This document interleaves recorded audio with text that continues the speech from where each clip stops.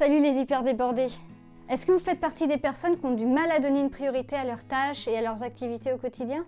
Si c'est le cas, ça tombe bien, parce qu'aujourd'hui, on va parler de priorisation, et notamment d'un principe de base pour mieux prioriser quand on a un TDAH. Ah ouais, ça c'est super.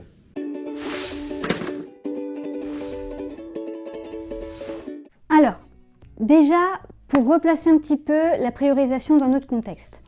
C'est vrai que pour beaucoup de personnes qui ont un TDAH, savoir ce qui est prioritaire n'est pas naturel. Alors, bien sûr, les explications que je vais donner juste après dépendent aussi de chaque personne. On n'a pas tous les mêmes difficultés, même si on a un TDAH. Donc, on peut avoir du mal à donner une estimation de ce qui est plus ou moins important et de ce qui est plus ou moins urgent. Pour plusieurs raisons. Déjà, les difficultés d'organisation et la procrastination. On a du mal à organiser ce qu'on a à faire et comme ça nous prend beaucoup d'énergie, ça augmente notre propension à procrastiner, l'organisation et la tâche. On est bien là quand même. Hein. Ensuite, les difficultés d'estimation du temps. Comme on a une sensation du temps qui a mal été calibrée en étant enfant, quand on était enfant, on a du mal à visualiser, à ressentir si telle tâche est plus urgente qu'une autre, puisqu'on a du mal à estimer combien de temps on a besoin pour la faire, cette tâche-là. Et si, au milieu de toutes les autres tâches, ça va loger, du coup. On sait que ça rentre pas dans les cases, de toute façon. On a aussi les difficultés attentionnelles et l'impulsivité.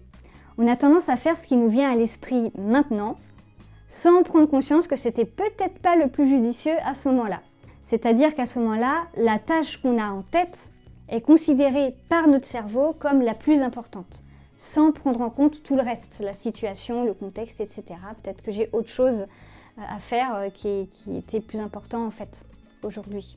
Mais il est complètement fou, j'ai pas que ça à faire. Et les conséquences de ça, c'est qu'on ne priorise pas. On peut même avoir tendance à mettre nos tâches dans notre planning ou juste dans notre to-do list, les unes à la suite des autres, sans les organiser. On fait tout les uns à la suite des autres comme ça vient en fait.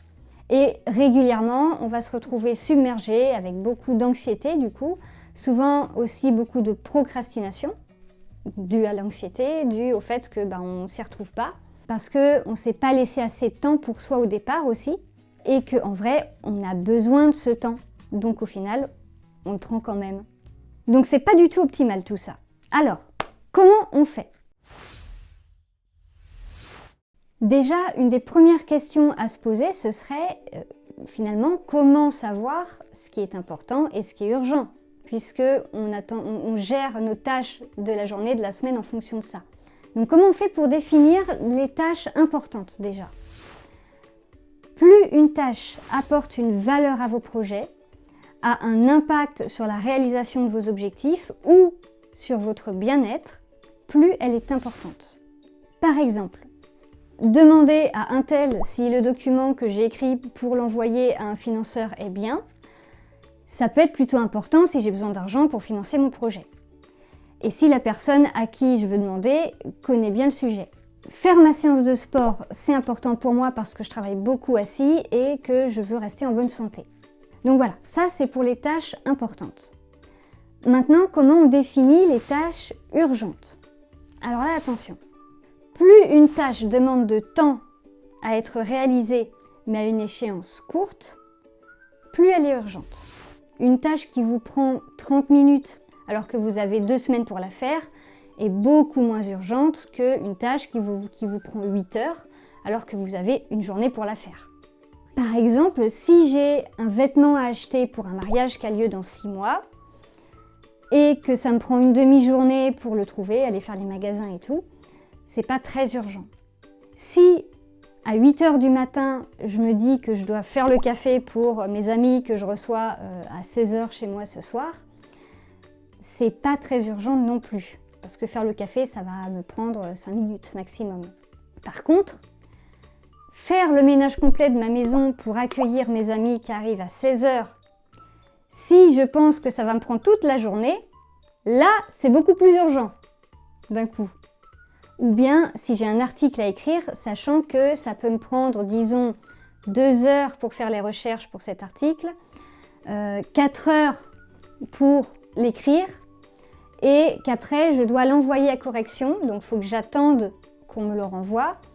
Il faut que je fasse une recherche d'images parce que j'aime bien mettre des images dans mon article. Chez moi, ça peut être long, ça met 4 heures. La correction après de l'article, 20 minutes. La mise en page, 2 heures pour être large. Et d'autres petits trucs qui peuvent durer encore de bonnes heures. Et je dois le poster dans 5 jours. Étant donné que je ne peux pas y passer toutes mes journées, là, c'est très urgent. Parce que ça va me prendre à peu près 12-13 heures de travail effectif, plus l'attente qu'on me renvoie l'article. Donc là, c'est vraiment urgent. Alors donc, on dit oula. Et là, avec cet exemple, ce que je veux vous illustrer, c'est vraiment les projets multi-étapes, les projets un peu plus longs, pas juste aller faire les courses ou faire la vaisselle. C'est bien de visualiser un peu en avance ce qui va se passer et quand est-ce que j'ai une deadline en fait.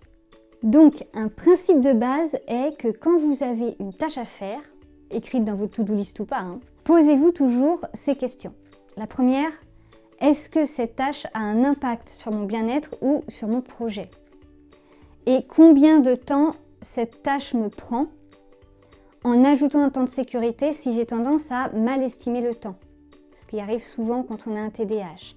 Et combien de temps j'ai pour la faire? Donc je redis les questions. Est-ce que cette tâche a un impact sur mon bien-être ou mon projet? Combien de temps cette tâche me prend et combien de temps j'ai pour la faire? Et je mets un temps de sécurité si j'ai tendance à mal estimer le temps. Ok, maintenant voyons un peu ce qui se passe en fonction de l'urgence et de l'importance d'une tâche, parce que parfois on peut un peu se mélanger les pinceaux.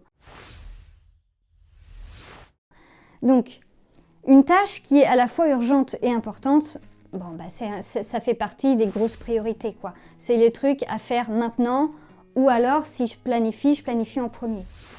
Ensuite, les tâches qui sont importantes, mais qui ne sont pas spécifiquement urgentes, contrairement à ce qu'on pourrait penser et surtout à ce qu'on a tendance à faire, il vaut mieux faire d'abord ça. Si c'est important mais que ce n'est pas urgent, il y a plusieurs problèmes qui vont se poser. Déjà, si on commence par l'urgent, le problème c'est qu'on passe notre temps à courir de tâche urgente en tâche urgente. C'est la guerre! Et on n'avance pas sur ce qui est vraiment important pour nous. Par exemple, notre santé, notre bien-être, l'épanouissement personnel. Et donc ça, c'est anxiogène déjà, et ça ne permet pas de s'épanouir. Et en plus, si on ne s'occupe pas de ces tâches importantes, au bout d'un moment, elles risquent de devenir urgentes. Au début, elles sont importantes, mais elles ne sont pas urgentes.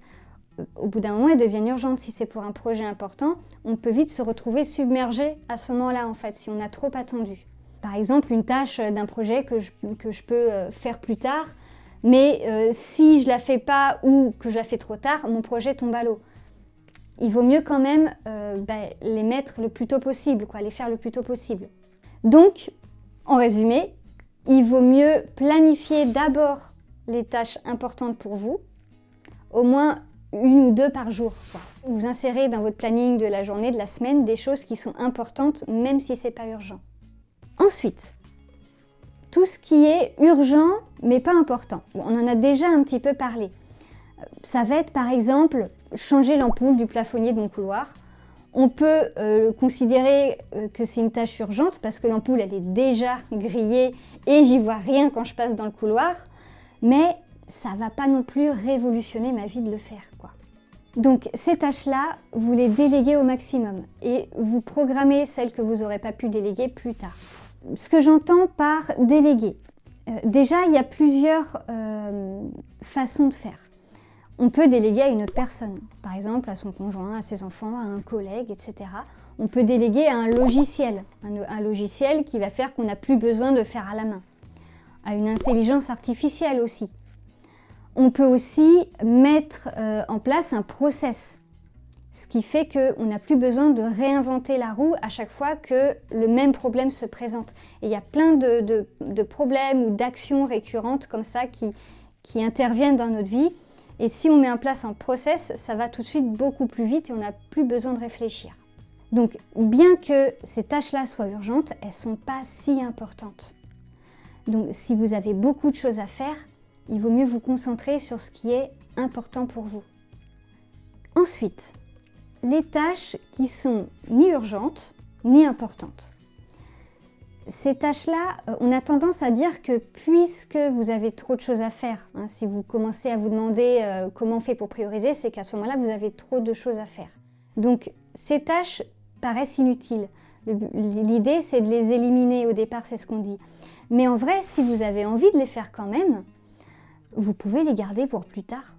On n'est pas obligé de toujours tout éliminer, d'accord ? Par exemple, réparer mon vélo. J'ai pas vraiment besoin de mon vélo, donc c'est pas très important pour moi. C'est pas urgent non plus. J'aimerais bien par contre refaire du vélo un jour et j'aime bien bricoler. Mais j'ai envie de bricoler ce vélo et de le réparer toute seule. Donc, je le mets dans une to-do list spéciale, par exemple, avec les trucs que j'aimerais bien faire un jour. Et le jour où j'ai un petit peu de temps pour moi, je vais voir dans cette liste et je me dis, tiens, qu'est-ce que je pourrais faire aujourd'hui que je prends jamais le temps de faire d'habitude ? Dit comme ça a l'air plutôt chouette, hein. Et enfin, si vous avez, par exemple, beaucoup de tâches importantes et urgentes, et que, voilà, même en ayant décidé de faire uniquement celle-là aujourd'hui, vous en avez trop, ben, remettez un ordre parmi celles-là. Parmi ces tâches-là, laquelle est la plus importante et urgente ? Et après, vous mettez voilà, en première place, deuxième place, troisième place.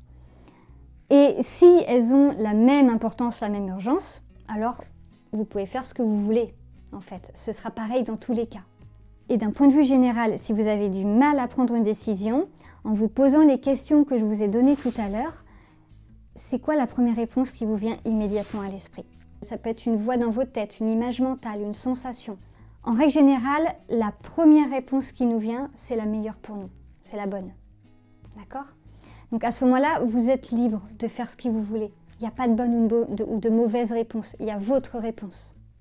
Voilà, c'est tout pour aujourd'hui, mais c'est vraiment une base importante pour petit à petit mieux réussir à ressentir l'important et l'urgent, ou ce qui l'est pas. Donc entraînez-vous chaque jour à vous poser ces questions. Donc, est-ce que cette tâche a un impact sur un projet, un objectif, sur ma santé, mon bien-être ? Combien de temps elle prend à faire et combien de temps j'ai pour le faire ? En vous entraînant à faire ça, vous allez apprendre à votre cerveau à faire les bonnes connexions et à mieux percevoir ça intuitivement. D'ailleurs, je vous propose un petit challenge. Mettez-moi en commentaire des exemples de tâches que vous avez à faire et si pour vous c'est important et ou urgent, en vous posant les fameuses questions bien sûr, et pourquoi vous l'avez mis dans cette case-là, comme dans l'exemple du vélo par exemple. Il n'y a pas de bonne ou de mauvaise réponse, hein. C'est vous qui décidez de ce qui est important et urgent pour vous. Voilà, je vous propose ce petit challenge, ça va vous mettre un premier pied à l'étrier pour commencer à vous entraîner tout de suite.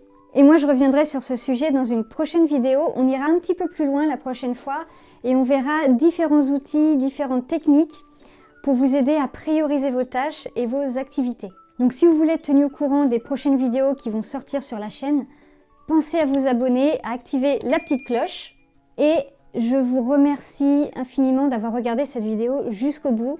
J'espère qu'elle vous a aidé à mieux comprendre comment prioriser. Si ça vous a plu, n'hésitez pas à mettre un pouce en l'air et à partager pour m'aider à aider plus de monde. Et je vous souhaite une très belle journée ou soirée selon l'heure à laquelle vous regardez cette vidéo. Voilà, à bientôt et prenez soin de vous les hyper. Ciao!